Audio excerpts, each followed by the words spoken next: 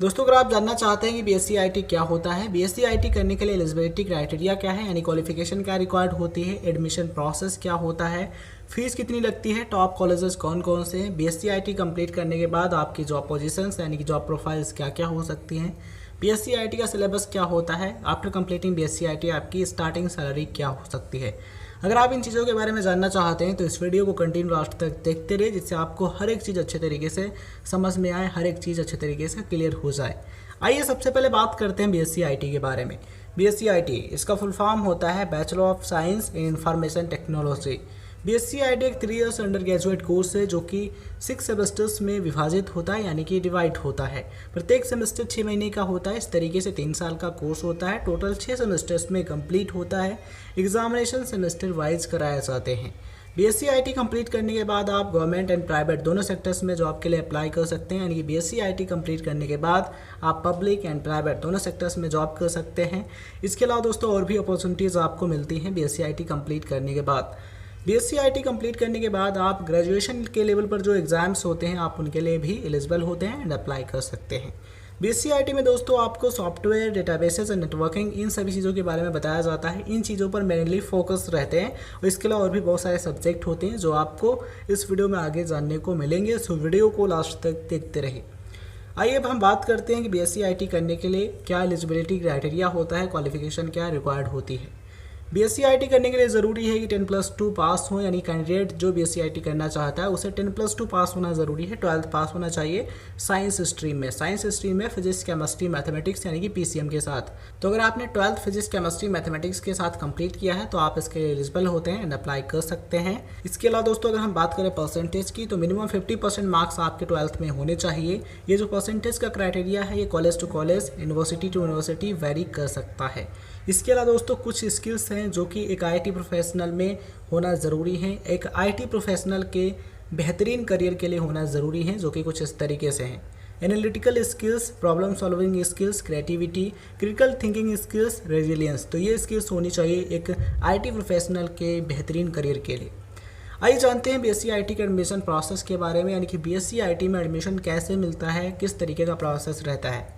दोस्तों BSc IT में admission अधिकतर कॉलेजेस में मेरिट के आधार पर यानी कि डायरेक्ट एडमिशन होता है। 12th के परसेंटेज के आधार पर एडमिशन मिल जाता है। बट कुछ कॉलेजेज एंड यूनिवर्सिटीज़ इसके लिए एंट्रेंस एग्जाम यानी कि प्रवेश परीक्षा कराती हैं, जिसके जरिए एडमिशन मिलता है। तो अगर आप मेरिट बेस पर यानी कि 12th के मार्क्स के आधार पर एडमिशन लेने जा रहे हैं तो उसके लिए आपके 12th में अच्छा परसेंटेज होना ज़रूरी है। इसके अलावा जिन यूनिवर्सिटीज़ एंड कॉलेजेस में एंट्रेंस एग्जाम कराया जाता है उसके लिए एटलीस्ट 50 to 55% मार्क्स हैं, तभी आप उसके लिए अप्लाई कर सकते हैं। बिकॉज उसका जो एडमिशन है वो एंट्रेंस एग्ज़ाम पर बेस्ड होता है। एंट्रेंस एग्ज़ाम में आप जैसा स्कोर करेंगे उसके आधार पर आपको एडमिशन मिलेगा। तो ये सारी चीज़ें आप ध्यान में रखिएगा। कुछ पॉपुलर एंट्रेंस एग्जाम्स के नाम हम आपको बताते हैं, वो आप स्क्रीन पर देख पा रहे होंगे, जैसे कि IIT JAM, IISER entrance exam, GSAT, NEST, CGPAT, UPCATT। इसके अलावा और भी एंट्रेंस एग्ज़ाम हो सकते हैं अलग अलग यूनिवर्सिटीज़ में। तो आप जिस कॉलेज या फिर जिस यूनिवर्सिटी से बीएससी आईटी करना चाहते हैं आप उसके एडमिशन प्रोसेस के बारे में जानकारी लीजिए। अगर एंट्रेंस एग्ज़ाम के आधार पर एडमिशन मिलता है तो आप एंट्रेंस एग्ज़ाम क्लियर कीजिए और एडमिशन लीजिए, या फिर डायरेक्ट मिलता है तो आप डायरेक्ट एडमिशन लेके बीएससी आईटी कंप्लीट कर सकते हैं। आइए बात करते हैं बीएससी के टॉप इंस्टीट्यूट्स के बारे में, यानी कि बीएससी के टॉप कॉलेजेस के बारे में। उसकी लिस्ट आप स्क्रीन पर देख पा रहे होंगे, जो कि कुछ इस तरीके से हैं।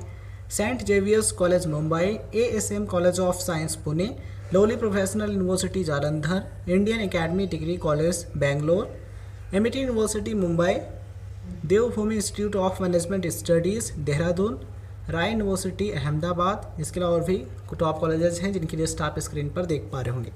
अगर हम बात करें फ़ीस की तो ये जो फ़ीस का स्ट्रक्चर है, जो फ़ीस है ये काफ़ी वेरी करते हैं कॉलेज टू कॉलेज।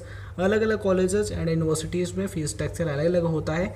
एक एवरेज फ़ीस की बात करें तो एक एवरेज जो फ़ीस है वो 90,000 से 4 लाख रुपए के बीच में हो सकती है।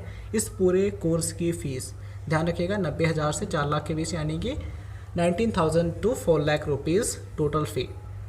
ठीक है, ये 3 साल यानी कि 3 इयर्स की फ़ीस है। अलग अलग कॉलेजेस एंड यूनिवर्सिटीज़ में अलग अलग होता है, इसलिए बिल्कुल एग्जैक्ट फीस बता पाना बहुत मुश्किल है। तो आप जिस कॉलेज या फिर जिस यूनिवर्सिटी से बीएससी आईटी करना चाहते हैं आप उसके फीस स्ट्रक्चर को देख लीजिएगा और फिर एडमिशन लीजिएगा। आइए बात करते हैं सिलेबस के बारे में, यानी कि बीएससी आईटी के दौरान आप क्या क्या चीज़ें पढ़ते हैं।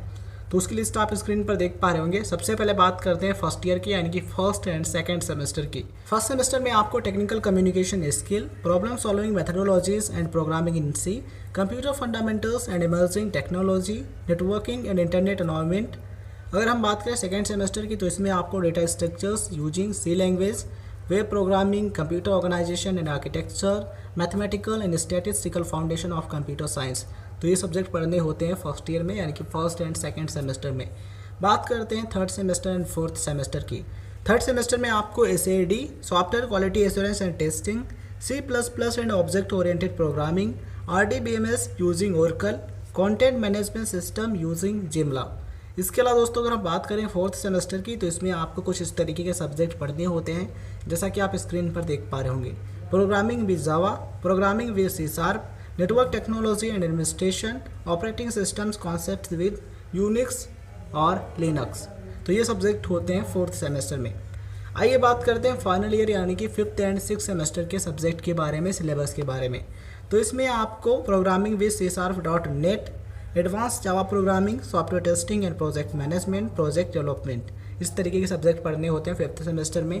सिक्स सेमेस्टर यानी कि लास्ट सेमेस्टर की बात करें, तो इसमें आपको programming with ASP.NET, MS SQL server database administration, network management and information security.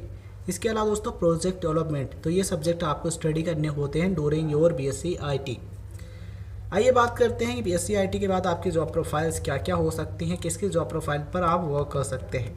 BSc IT complete करने के बाद आप IT support analyst, network engineer, IT consultant, web designer, software developer, quality assurance analyst, इसके अलावा दोस्तों सिस्टम एनालिस्ट की job profile पर आप वर्क कर सकते हैं after completing your BSc IT यानी कि BSc in information technology.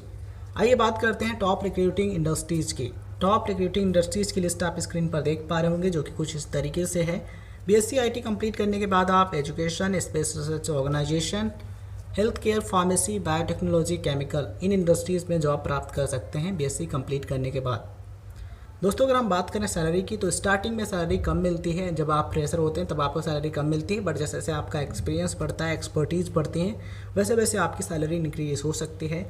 As a fresher starting average salary 2 to 4 lakh rupees per annum यानी कि पर ईयर की हो सकती है। सैलरी डिपेंड करती है आप पर, यानी कि आप कैसा परफॉर्म करते हैं एंड उस कंपनी पर एंड उस इंडस्ट्री पर, यानी कि किस इंडस्ट्री की किस कंपनी में आपको जॉब मिला है। तो कई सारे फैक्टर्स हैं जिन पर सैलरी डिपेंड करती है। तो अगर आप अच्छी कंपनी में